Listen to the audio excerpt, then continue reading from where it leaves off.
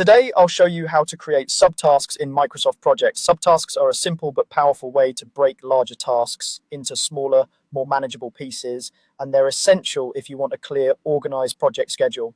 In this walkthrough, I'll take you from opening your plan to selecting a task, all the way through adding subtasks underneath it. Let's start by opening your project plan. Go ahead and launch Microsoft Project, then open the file you want to work with. This might be a project you've already been using or a new one you've just created. Once it's open, you should see the familiar Gantt chart view with your list of tasks on the left and the timeline bars on the right. If you don't see that, you can switch to it by choosing the Gantt chart view from the View tab. Next, locate the task that you want to break down into subtasks. This will usually be a higher level activity that represents a phase or a major deliverable, something like design phase or product launch preparation. Click once on that task to select the entire row.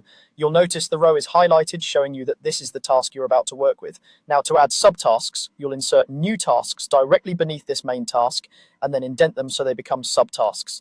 Move your cursor to the row immediately under the main task, right-click, and choose to insert a new task.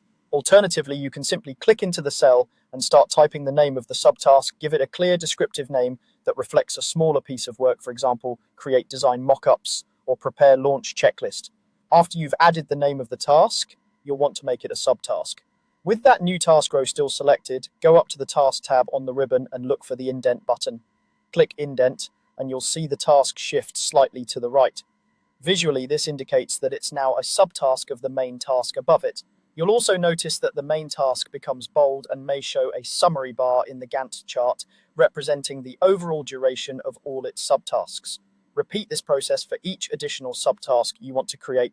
Insert another task on the next line, give it a descriptive name, and then indent it. As you add more subtasks, keep an eye on the summary task above.